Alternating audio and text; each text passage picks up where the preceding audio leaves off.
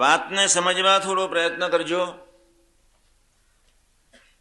જિંદગી કીડી મકોડાના ક્ષુદ્ર જીવનની જેમ, આ ઝાડોના જડ જીવનની જેમ, ભૂંડ અને કાગડાના ગંદા જીવનોની જેમ નિરાશા અને બેચેનીમાં ફેંકી દેવાની નથી. દરેક યુવાન આજે નિરાશામાં છે, બેચેનીમાં છે. દરેક ઇવન એમએમાં ફર્સ્ટ ક્લાસ ફર્સ્ટ લાવે પછી એને પ્રશ્ન છે મારી નોકરીનો શો. નોકરી કદાચ મળી તો ફરી પ્રશ્ન છે કે મારી ઘરવાળીનું શું.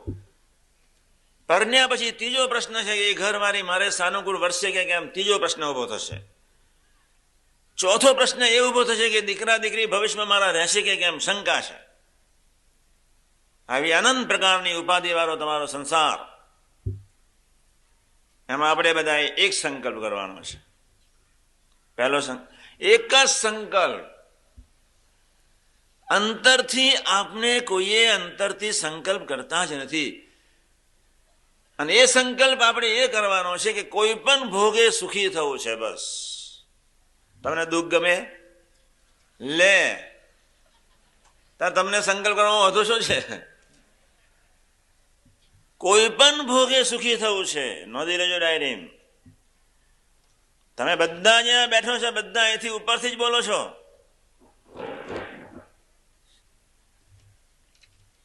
આઇન્સ્ટાઈન એની લેબોરેટરીમાં પ્રયોગ કરી રહ્યા હતા.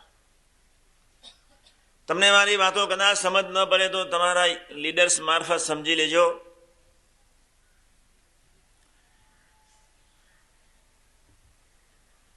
આઇન્સ્ટાઈને એના આસિસ્ટન્ટ વૈજ્ઞાનિકને કહ્યું કે જ્યાં સુધી મારે તને કંઈ કહેવું પડે છે ત્યાં સુધી તારા અંતરમાં ગરબડ છે. હું ધીમે સમજાવું છું. તું ખાલી મારું એક હલન ચલન જોયા કર, તું વૈજ્ઞાનિક થઈ જઈશ. હું જે કરું છું, હું જે બોલું છું, એ બધું તું ધીમે રહીને શાંતિથી જોયા કર. 6 મહિના પહેલા એને વાત કરી, પરિણામ ના આવ્યું. ફરી 6 મહિના પછી એને કહ્યું કે મારે જોઈએ એવું, એનું જોઈએ છે એવું રિઝલ્ટ હજુ સુધી નથી આવ્યું. મારે તને આટલા બધા સૂચન કરવા પડે એનું કારણ શું? કાં તું આ પ્રયોગશાળાને છોડી દે. એટલે 2 પ્રશ્ન પૂછ્યા. તારો ખોરાક કયો? પહેલો પ્રશ્ન પૂછ્યો. અને બીજો પ્રશ્ન પૂછ્યો તારો વાંચન કે શું જોવાનું શું? બસ 2. તું શું ખાઉં છું અને તું શું જોઉં છું કે વિચારું છું કે વાંચન કરું છું. એટલે પેલો સાયન્ટિસ્ટ સમજી ગયો કે મારા ખાવામાં તો ગરબડ નથી. તમારી જેમ હું બ્રેડ વેજીટેરિયન જ છું. બીજી કોઈ ગરબડ ખાવા પીવામાં નથી, પણ મારી એક ભૂલ થઈ રહી છે. તે અહીંથી ગયા પછી એક મનને આરામ મળે એટલા માટે 3 કલાક ટીવી જોઉં છું. એટલે આઇન્સ્ટાઈને કહ્યું કે ટીવી ઉપર શું? તો કે પિક્ચર. ત્યારે આઇન્સ્ટાઈન એટલું જ બોલ્યા કે તું હવે પિક્ચર જ જોતો ઘેર જ રહે, હવે તારી જરૂર નથી. પછી આઇન્સ્ટાઈને કહ્યું સમજ, તું જે કાંઈ જોઉં છું એ બધા સંસ્કારો અહીંયા પડે છે, જેના ફળ સ્વરૂપે, એ ગંદા બુરા સંકલ્પના ફળ સ્વરૂપે મારા જે વાઇબ્રેશન તારા આત્માને પહોંચવા જોઈએ એ પહોંચ્યો નહીં. મારી સાથે રહેનાર વ્યક્તિ વૈજ્ઞાનિક થાય જ બહુ ઊંચી વાત છે. તમને થોડાને સમજ બી નહીં પડે. તું સિનેમા જોવાનું બંધ કર. બહુ વ્યવસ્થિત પ્રમાણિક માણસ હતા આઇન્સ્ટાઈન. પ્રમાણિક, જેને એટમિક એનર્જીની શોધખોળ કરી. Energy equal to mc². આપણો મૂળ પ્રશ્ન છે. કયો પ્રશ્ન છે? સુખી થવું છે. યાદ રાખજો. હા, કાલે બપોરે આપણે 24 કલાક પછી જયારે જમીને આપણે અહીંથી સૌના પોટલા તબાના લઈને નીકળીશું, ઘોઘાટમાં, ધમાલમાં, એસટીમાં ચડવામાં ધમાલ, ગાડીએ બેસવામાં ધમાલ, સાથે બેસવામાં ધમાલ, એકી સાથે 5 જણા વાત કરે. હું આનંદમાં અભ્યાસ કરતો હતો ને ત્યારે અમે બધા 12 જણા સાથે વાંચવા બેસીએ. હવે 12 જણા હતા, 12 મિત્રો હતા. તે બેને ટેવ પડી ગયેલી, તે 2 જણા વાતો કરે એટલે ત્રીજો એને સાંભળવા જાય, એટલે 2-4 જણનું ઝુમખું થાય. પછી અમે 5-7 જણા બેઠા હોય, પછી હું અડધાને ઉપર બેસાડું, અડધાને બીજી રૂમમાં બેસાડું, હું અગાસીમાં બેસું, પણ ટેવ પડી ગયેલી. મેં કહું અહીંયા આવો 5 જણ, મારું થોડું મશીન ગરમ. તે સ્પેશિયલ બંગડીઓ લઈ ગયેલો. હા, મેં કહું અહીંયા આવો, તમને બંગડીઓ પહેરાવી દેવા દો.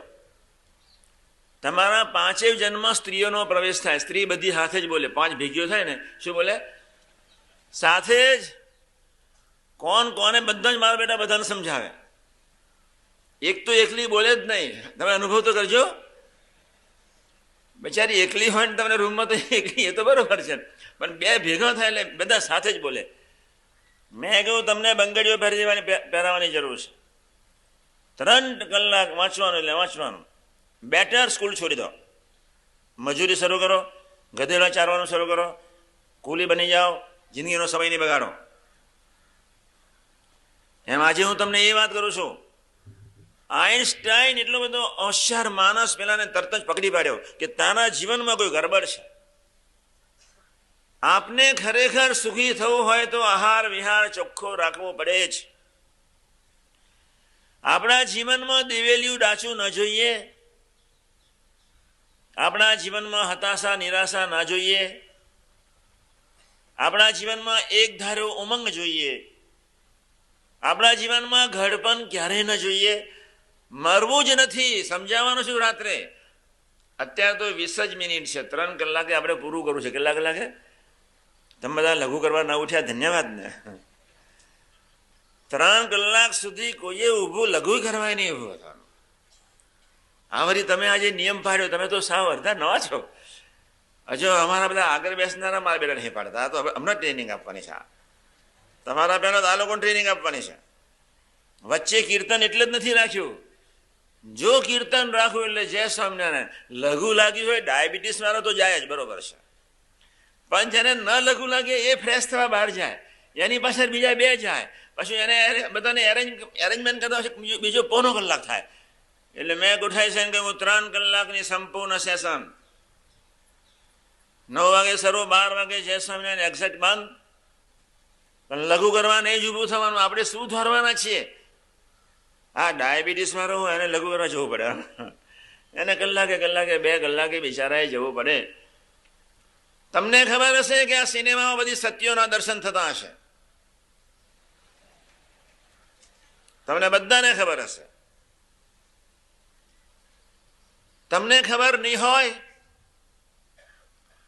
કે ફાંકી અને માવાથી કેટલો મલિન આત્મા મલિન થઈ થાય છે. તમે તમારા શરીર અને આત્માને ફેંકી નહીં દેતા, ધ્યાન રાખજો. એટલા જ માટે એક શબ્દ લઈને અહીંથી જવું છે. ખરેખર સુખી થવું છે, પ્રશ્ન છે બસ. ખરેખર મને તો કોઈ દિવેલું ડાચું લઈને કોઈ યુવક મારી રૂમમાં આવે ને તો હું તો પહેલો પૂછું કોઈ મરી ગયું છે. પછી એને થોડો ફ્રેશ કરું. પછી એને પૂછું કે ખાવાનું પચતું નથી મારી જેમ? મને કે કોઈ મરી ગયું નથી, ખાવાનું પચે છે. મેં કહું તો સુખી, મારા કરતા સુખી છો. મને તો સાંજે તો જમતો જ નથી. માંડ અમારા સંતો દાખલો કરે એક ખાખરાના 8મા ભાગનો જમું રાત્રે. એ કોઈ હરિભગત દુઃખી ના થાય એટલા માટે કંઈક પાછું એક કોરિયો લો. તમે મારા કરતા સુખી છો? લો નસીબદાર. તમે તો બધું ખાય ને બધું બચી જાય. પણ ખરેખર અંતરથી સુખી થવું છે. નોટ જો ડાયરી, હું જુદી વાત કરું છું કે આહાર વિહાર યોગ્ય જ. લક્ષ્મણજી ભગવાન રામચંદ્રજીએ ના કહેવા છતાં લક્ષ્મણજીને વિભીષણે રાવણની ગાદી ઉપર બેસાડી દીધા. આપણે કઈ લક્ષ્મણજી જેવા એવા પાવરદાર સુરવીર અને નિષ્ઠાવાન નથી. આપણી આંખો ડાફોડિયા માર્યા કરે, આપણી જીભ લવલવાટ કરે, મન ઊંચું નીચું ડિસ્કો કરતું જ હોય અંદર. ક્યારે ઉઠું ફાંકી લઈ લો, ક્યારે ઉઠું ફાંકી લઈ લો, એ તો અંદર ડિસ્કો ચાલુ જ હોય.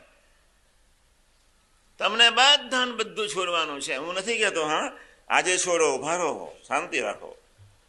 અમારી જો આગળ મંડળી બેઠી છે, આશીર્વાદ આપજો. આગળ ફ્રન્ટ બધા થનારા છે, બધા આશીર્વાદ લેવાના છે. એકાંત જન જનની જને તો ભક્તજન કા દાતા કા સૂર ને તો રહેજે વાંજની મદ ગુમાવીશ નૂર. કૂતરીઓ બધા ઘણા ભટોડિયા પેદા કરે છે. જન્મીને મરવા માટે આપણો સંસાર નથી. લક્ષ્મણજી જ્યાં રાવણની ગાદી પર બેઠા, લક્ષ્મણજી 12 વર્ષના નિંદ્રાજીત, ઇન્દ્રિયજીત, આહારજીત. આપણે તો 3 દિવસ ઊંઘ ના આવે તો શું થાય? ગોળી લઈએ ઊંઘની. 12 વર્ષ જેને ઊંઘને